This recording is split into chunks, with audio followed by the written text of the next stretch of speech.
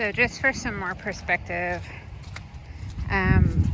these acres out here were hayfields prior to KB Home stepping in, and Doug Fortune actually hayed this like 200-acre stretch for decades.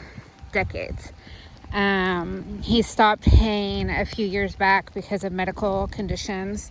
However, he's been to city council meetings and stated that he was able to hay these fields, cross the fields with his equipment, and that he did it for many, many, many years.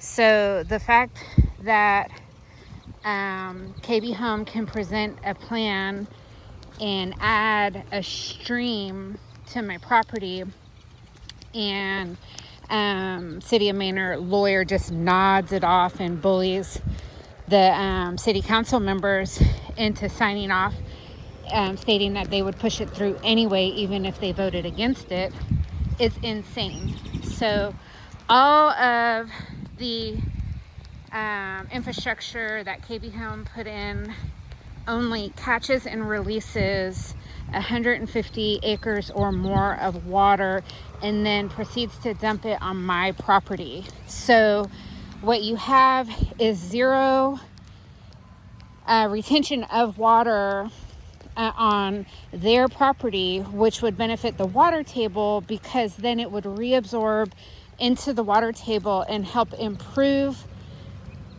Manor's quality of water.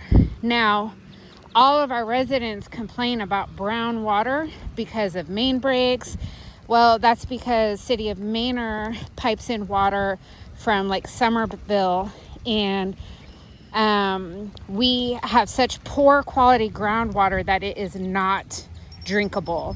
So when you look at the City of Manor's development plans, and they're just signing off on all these developers just dumping water downstream, you have to go, yeah, of course we have poor water, because all the good water is going down the river, is flooding our neighbors and not being reabsorbed into our water table. So City of Manor wants to say, oh, they comply with the City of Austin's water quality control, but they don't. City of Manor doesn't even have water quality control. Can you believe that? There's no water quality control in the City of Manor. City of Manor residents should be upset. Your leadership doesn't care. Your leadership doesn't care that your kids go to school in places that can't get good water. Now, could you imagine if that giant building did rainwater collection and served your children, or gave them access to clean, fresh water that didn't have to be piped in 100 miles? Wow, wouldn't that be amazing? Or if you look at the Manor Crossing development, and you have HEB and all the shopping centers, where does that water go? Oh, it does the exact same thing. It floods downstream neighbors. You know why? Because nobody has the foresight to say, hey, we're throwing in thousands of houses in our community and thinking we're going to be able to supply them water from reservoirs far, far away and maintain this for decades to come. Sure, that's what the government's thinking. Or they're thinking, hey, how can we make this the cheapest it possibly can be for developers, so they come here and spend their billions of dollars with us? You know how many billions of dollars KB Home spent? $80 billion on this housing development and quote unquote infrastructure. They couldn't have designed a better plan that helps benefit the community. No, they didn't. They built institutionalized looking ponds that nobody's going to be able to enjoy. They couldn't build lakes where kids can go fishing like other communities have. It's so short-sighted. But meanwhile, I now have a lake developing. An area that used to be hayfield. Hi, Chuck.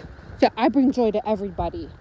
So this Since the development of KB has turned into a marshland, it's beautiful. I love these animals.